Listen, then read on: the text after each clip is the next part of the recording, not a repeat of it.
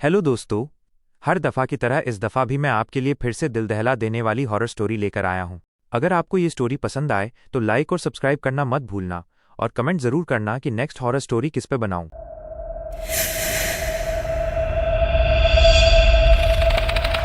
रात के करीब 11 बज रहे थे। लाहौर के इंडस्ट्रियल इलाके में एक पुरानी 8 मंजिला इमारत खड़ी थी। दिन के समय वहां एक सामान्य कॉल सेंटर चलता था, लेकिन रात की शिफ्ट के कर्मचारियों ने एक अजीब बात नोटिस की थी। हर रात 3:07 बजे एक अनजान कॉल आती थी। स्क्रीन पर कभी कॉलर आईडी नहीं दिखती थी। जो भी उस कॉल को उठा लेता वो अगले दिन नौकरी छोड़ देता, और कुछ लोग कभी वापस नहीं आए। हसन ने उस कॉल सेंटर में नई नौकरी ज्वाइन की। उसकी नाइट शिफ्ट थी। ऑफिस का माहौल अजीब था। सभी लोग चुप रहते थे। जब भी घड़ी 3 के करीब होती, सभी कर्मचारी अपने हेडसेट उतार देते। हसन ने मैनेजर से पूछा, सब इतने डरे हुए क्यों लगते हैं? मैनेजर का चेहरा पीला पड़ गया। उसने धीमी आवाज में कहा, अगर 3:07 पर फोन बजे तो कभी रिसीव मत करना। रात 3:07। अचानक पूरे ऑफिस के सिस्टम बंद हो गए। सिर्फ हसन के डेस्क की स्क्रीन ऑन थी। फोन बजने लगा। TRRNN TRRNN।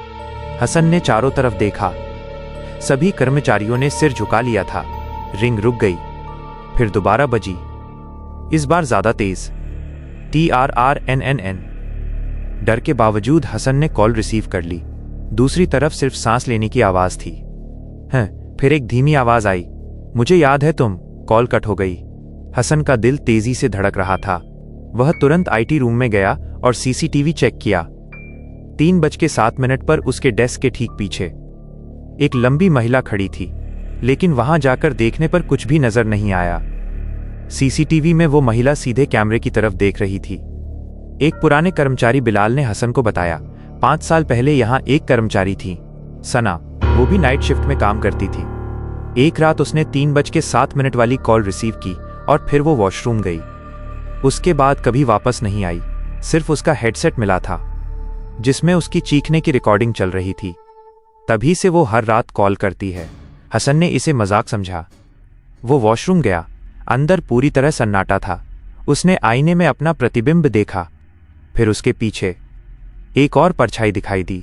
हसन ने तुरंत पीछे मुड़कर देखा। कोई नहीं था। फिर उसने दोबारा आईना देखा तो उसका प्रतिबिंब हल्की मुस्कान कर रहा था, जबकि हसन खुद गंभीर था। अचानक लिफ्ट अपने आप चलने लगी। हसन उसमें फंस गया। लिफ्ट सीधे 8वीं मंजिल पर रुकी। ये फ्लोर हमेशा बंद रहता था। दरवाजे धीरे से खुले। अंदर पूरा अंधेरा था। एक डेस्क पर एक फोन रखा था, जो लगातार बज रहा था।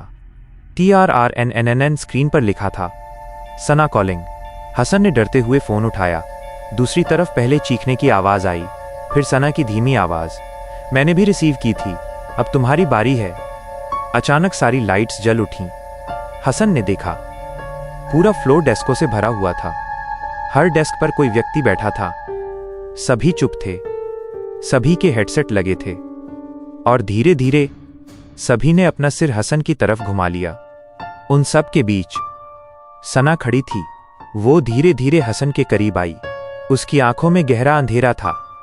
वो बिल्कुल पास आकर बोली, कॉल कभी खत्म नहीं होती। और उसने हसन के सिर पर हेडसेट पहना दिया। अगली रात एक नया कर्मचारी ऑफिस ज्वाइन करता है। सब कुछ सामान्य लगता है। घड़ी 3:07 बजती है। फोन बजता है। स्क्रीन पर नाम लिखा होता है, हसन कॉलिंग।